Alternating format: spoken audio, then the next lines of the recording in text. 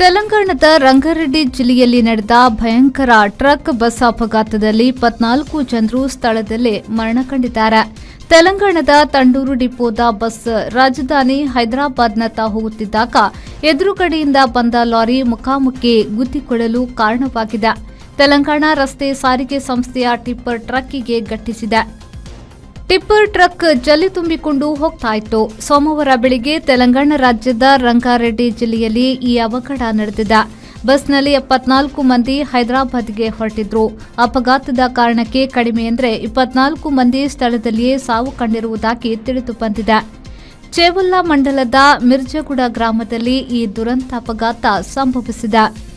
ಡಿಕ್ಕಿಯಷ್ಟು ಜೋರಾಗಿತ್ತೆಂದರೆ tipper ಲಾರಿಯಲ್ಲಿದ್ದ ಜಲ್ಲಿಕಲ್ಲು ಬಸ್ಸಿನೊಳಗೆ ಗುಪ್ಪಿಯಾಗಿ ಚೆಲ್ಲಲ್ಪಟ್ಟಿದೆ. ಹಲವು ಪ್ರಯಾಣಿಕರು ಜಲ್ಲಿಗಳಡಿ ಬಿದ್ದಿರುವರೆಂದರೆ ಅಪಘಾತದ ತೀವ್ರತೆ ಅರ್ಥ ಮಾಡಿಕೊಳ್ಳಬಹುದು. 10 ತಿಂಗಳ ಮಗುವಿನ ಸಹಿತ ಮಹಿಳೆ ಜೀವ ಬಿಟ್ಟಿರುವುದು ಹೃದಯ ವಿದ್ರಾವಕವಾಗಿತ್ತು.